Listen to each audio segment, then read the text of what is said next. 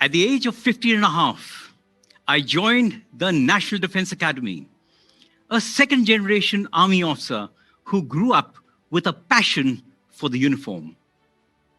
I served in the Armed Corps for 25 years, participated in many challenging and life-threatening operations, both in India and internationally with the United Nations. I commanded my tank regiment and was on the upward trajectory to hold higher military ranks. Until one day, the 11th of December, 97, a day that remains etched in my mind and a day that changed the course of my life. Leading my regiment in a river crossing operation close to the border forefront, I met with an accident on my tank and suffered a serious injury on my right leg. My knee bone was crushed to near powder. I was in excruciating pain, but refused to get evacuated till the time my regiment completed its mission. While I lay on that riverbed, I could sense 25 years of my unflinching and undaunted service in the military being washed away in that river. I could feel the cold, wet ground against my back. It was a dark and a devastating moment in my life. That day in December led me to take one of the toughest decisions of my life, my farewell to arms. The picture, as you see on the left, is after addressing my regiment for the last time as the commanding officer. And the one on the right is my regiment bidding me an emotional farewell by manually pulling my tank as a mark of honor and respect. I took premature retirement and felt that my deep sense of identity and destiny as a military officer and my second skin in uniform had suddenly been stripped off and ripped apart. I had no idea about my next step, and I had no other qualification apart from the military. I transitioned from the war room to the boardroom, from a career in the military to a career in the corporate with NIIT, a global talent development corporation where I served for the next 15 years, leading both domestic and international businesses. I largely applied military leadership principles, principles of war and warfare strategies to the marketplace to gain market share, as that is all I knew. Military leadership principles have stood the test of time and have been honed through the ages. So these are highly relevant to both individual and corporate settings. There are more similarities than differences, because with all layers peeled off, at the core of it are people. There is, however, one unique difference between the corporate and the combat space. Combat leaders in the military lead troops into battle without any extraneous motivation, no material incentives, no performance bonuses whatsoever. They lead by sheer, unadulterated, inspirational leadership and by developing and leveraging the spirit of a soldier. I invite you to walk in the boots of a soldier just for a few minutes and sense the underlying spirit of a soldier. What do you think makes a soldier cling with unbelievable tenacity and in the face of wounds and exhaustion to move out of cover to bring back his wounded comrade? What springs him to his feet when he's at the point of death and sends him on that one last charge to capture the objective. From where comes that dogged resolve, where soldiers stand steadfast against the enemy rather than give away 1 inch of territory? And what generates that indomitable spirit that inspires soldiers to even make the supreme sacrifice and lay down their lives for the sake of the mission? This spirit, I believe, springs from the imprinting and tattooing of 3 undying and timeless tenets on the hearts and the minds of all soldiers. These very tenets are the foundation and the bedrock on which military laurels are won and accomplished. And these are best described as MVP, mission, values, and pride. I've experienced and strongly believe that these 3 tenets translate powerfully into both individual and corporate settings.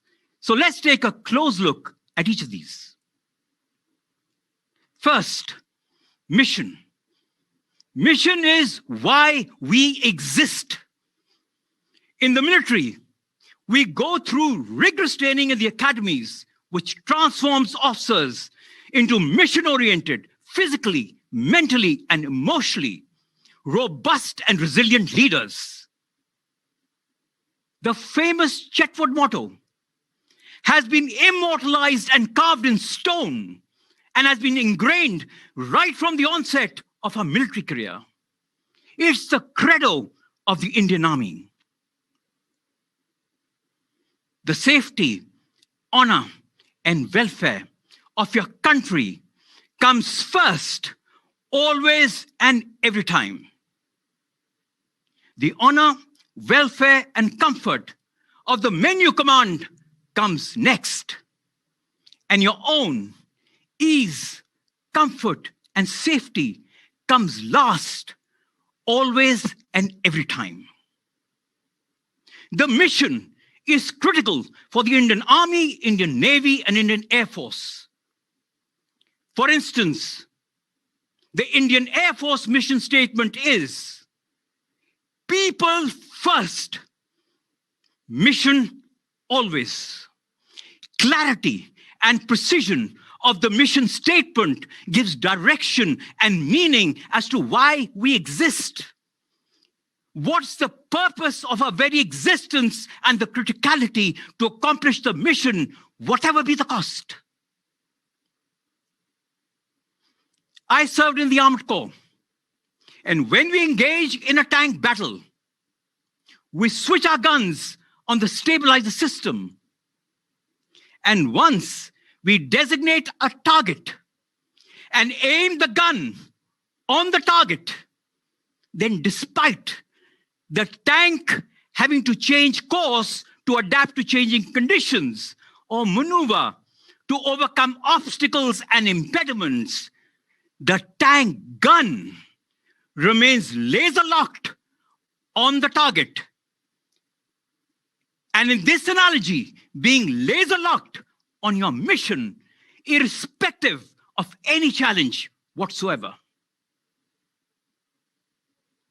Not only in the military, as individuals and organizations too, it is critical to have striking clarity on our mission and then be willing to stay in the fight despite the obstacles, the risk, the resistance, and opposition. We need to be both relentlessly stubborn and agile. Stubborn to stick to the mission and not quitting, but agile during the process. If there's nothing that can make you quit, there is nothing that can make you fail. The corporate I was part of structured a powerful mission in 1981, bringing people and computers together successfully. What better demonstration of the power of a mission where, despite all challenges, 40 years later, this organization is a global skill and talent development corporation with a footprint across 40 countries and having trained over 35 million people worldwide. The power of a mission. The key question to ask yourself: how strong and clear is your mission?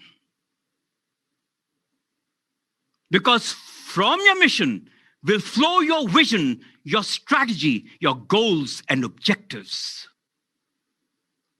Feel the zeal of your mission in your bones and in your spirit. Live it, breathe it, and imbibe the will and the faith to hold on to it on the inside, and it'll manifest on the outside. Second, values. Values are what is important to us. Values are principles and standards of behavior. Values become a default system. They influence us in our decision-making, in our behaviors under stress, and in analyzing and solving challenges, particularly in the face of adversity. In the Indian Army, we have core values that are timeless. And these are integrity, loyalty, duty, respect, honor, courage, and selfless service. Now, these are not mere fancy words, nor are they just spoken values, but these values are infused in action, blood, sweat, and spirit of every soldier. To put the spirit behind these values in context, when military leaders lead troops into battle, we cannot promise that we'll get the soldiers back home alive. But what we do promise, that we will lead from the front and we will leave no one behind, dead or alive.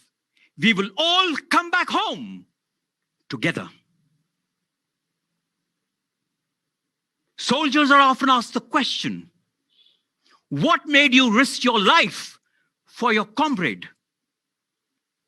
And the answer given is always simple. Because we know that they would have done exactly the same for us. This sacrificial spirit sustains a mission. As part of NIIT, I saw how a strong value system gets reflected in the corporate. For instance, the first sentence of the vision statement reads, "We, NIIT, believe that our growth is the derivative of the growth of each one of us." I've personally experienced this value system being the compass and the beacon for all critical decisions related to people. An important question I'd like to ask you: what are your values? What's important to you? And finally, pride. Pride is what inspires us. Pride is what energizes hearts and mobilizes minds. Pride is what moves us into victory, first in the heart and the 16 inches between the mind and the heart. In the military, pride in the regimental badge, pride in the battle honors and glorious traditions of the regiment, pride in the mission is a key battle-winning and defining factor. This is my regimental badge. The badge of 46th Armored Regiment, the regiment that I commanded.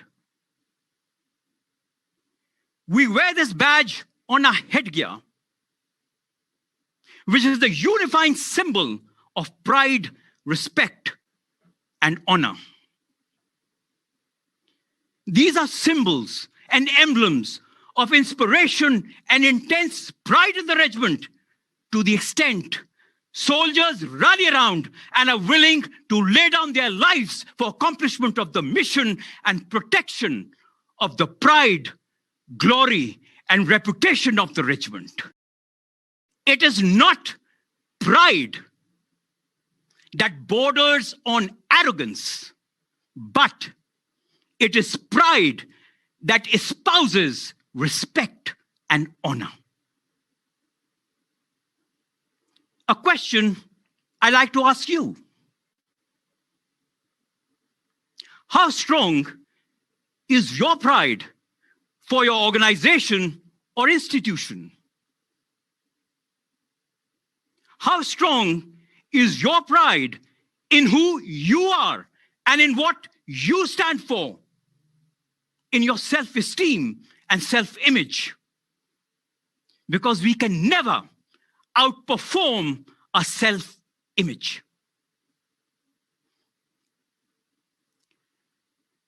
The story of Captain Vikram Batra, Paramveer Chakra posthumous, the highest military decoration for gallantry, demonstrates and exemplifies these three tenets of MVP: